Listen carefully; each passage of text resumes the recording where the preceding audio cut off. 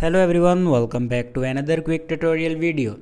In this video, I will show you how to restore system defaults without deleting user data in iOS 18. So let's start the video. First of all, open settings and then scroll down and click on general. And then scroll down in last.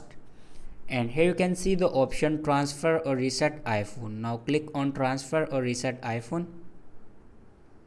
and then again click on reset and then again click on reset all settings and then enter your passcode to reset all the settings.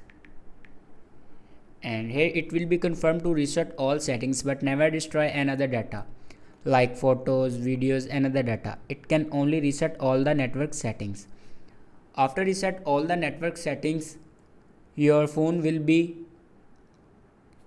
speed up or work properly.